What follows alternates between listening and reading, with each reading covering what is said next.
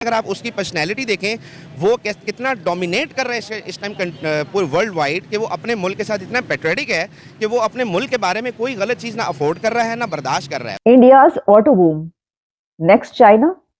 दुनिया की जो ऑटोमोबाइल कंपनीज हैं वो इंडिया की तरफ खींची चली आ रही हैं। वो चाहता ही नहीं, वो कहता है कि इंडिया, और वो मेड इन इंडिया का ख्वाब लेके ऊपर आया है, और वो इंडिया को ऊपर लेके जा रहा है। हम जहाँ पे जाके बोलते हैं, पहले तो हम बोलते थे ना वी प्राउड टू बी ए पाकिस्तानी, लेकिन यकीन करें कि अब शर्म आती है। कि मतलब है वो इंडिया वाले वो तरक्की कर रहे हैं, पाकिस्तान डाउन जा रहा है। मतलब पाकिस्तान में कोई कुछ नहीं कर रहा। करना चाहिए कि आप ये देखें कि आपके मुल्क में हो क्या रहा है। आप आपस में तो लड़ रहे हैं, लड़ मर वाला टैक्स काम चल रहा है, तो उसमें तो कभी भी आपकी तरक्की नहीं हो सकती। नहीं होता, एक्सपोर्ट हमारी कम है as compare to the import. Auto boom कैसे आ रहा है और कितनी तरक्की कर रहा है ऑटो इंडस्ट्री, तो इसके ऊपर उन्होंने बात की है। जय हिंद दोस्तों, साल 2023 में 41 लाख से अधिक कारें बेची गई हैं। त्योहारी सीजन में हुई जबरदस्त सेल और सेमीकंडक्टर आपूर्ति में सुधार के कारण भारतीय पैसेंजर वाहन उद्योग ने 2023 कैलेंडर वर्ष इतिहास में पहली बार 4.11 मिलियन यूनिट से अधिक डोमेस्टिक सेल की है। ऑटो सेक्टर ने सालाना स्तर पर 8.3% की भारी वृद्धि दर्ज की है। आपको बता दें कि जनवरी से दिसंबर 2022 की अवधि में 3.79 मिलियन कारें बेची गई थी। वही इस बार 40 लाख से अधिक कारें बेची गई हैं। दोस्तों, कार निर्माता कंपनी मारुति सुजुकी के आगे हुंडई, टाटा और महिंद्रा भी फेल रहे हैं। दोस्तों, भारत 2030 तक चीन को भी इन मामलों में पछाड़ सकता है। हम बात करेंगे कि इंडिया के ऑटो बूम की बात की जा रही है, और मैंने एक डॉक्यूमेंट्री देखी जो कि DW की डॉक्यूमेंट्री है, डॉयचे वेले, जर्मन इदारा।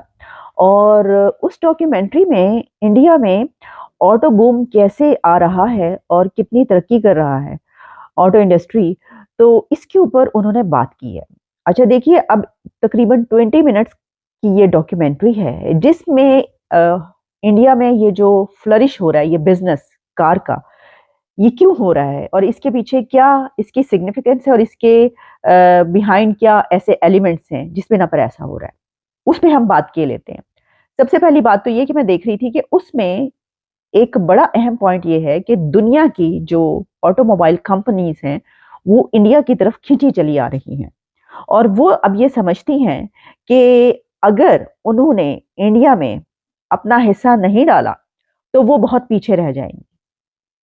और उसमें जर्मनी भी ऐसे ही समझता है, क्योंकि ये एक जर्मन इदारे की है प्रोग्राम, तो उसमें उन्होंने कहा कि जर्मनी की तरफ से भी जो है ये कोशिश की जा रही है कि वहां पर पहुंचा जाए और वहां पर अपना जो बिजनेस है उसको ज्यादा बढ़ाया जाए।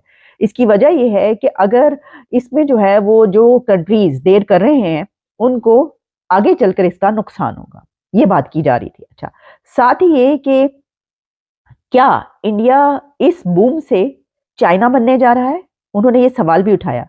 तो इसके ऊपर उनका ये कहना था कि इंडिया जो है वो जिस तरीके से उस पे ऑटो बूम आ रहा है तो 2030 तक वो चाइना बन सकता है, यानी वो चाइना को रिप्लेस कर सकता है।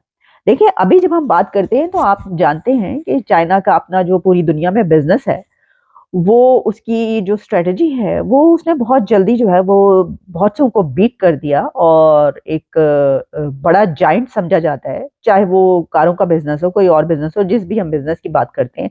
लेकिन बहुत अरसे से चाइना और इंडिया के बीच ये वॉर चल रही है, ये एक तरीके से जंग है तिजारत की, ट्रेड की। उन दोनों के बीच खुद भी बहुत बड़ी ट्रेड है, ये भी आप जानते हैं। उसके मुतालिक भी मैंने आपको बताया था कि अब हुआ ये है कि जो चाइना की स्ट्रेटजी की बात की जाती है उसकी ये है कि वो बहुत ही सस्ता माल देता है, बेशक वो कम अरसा चले, लेकिन क्योंकि चीप प्राइस पे होता है तो किसी भी कंट्री की जो ज्यादा पॉपुलेशन है वो उसको खरीदना पसंद करती है कि भाई चलो ठीक है, अभी खरीद लो, बाद में दोबारा ले लेंगे। हालांकि पैसा वो दोबारा खरीद के उतने ही खर्च करेंगे, लेकिन उस वक्त जो आपको जो चीज चीप मिल रही है आप वो लेते हैं।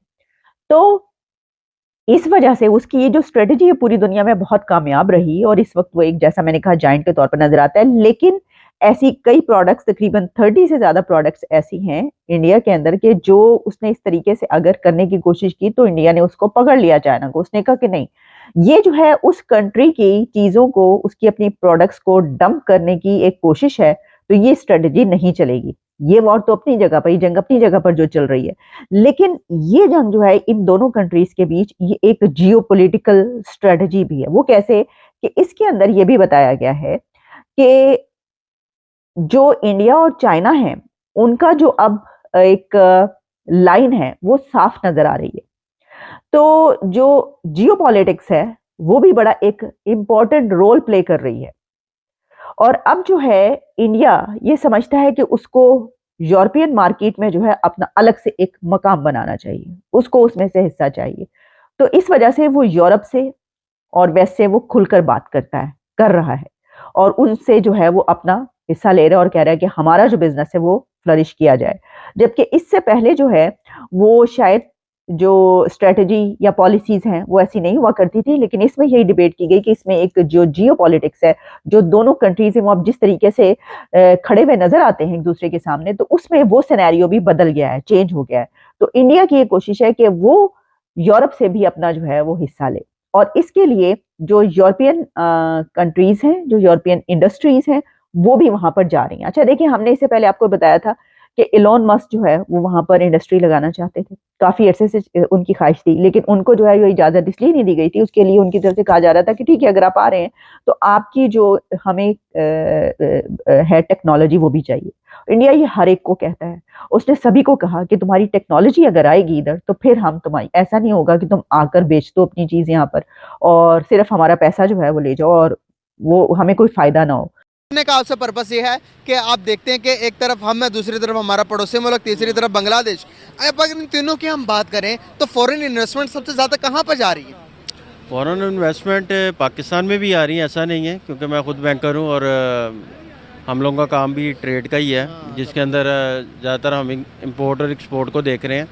ये है कि हमारे मुल्क में ज़्यादातर इंपोर्ट है, जिसकी वजह से हमारा जो फॉरेन करेंसी है वो बाहर चला जाता है और इसका बेनिफिट हम लोगों को नहीं होता।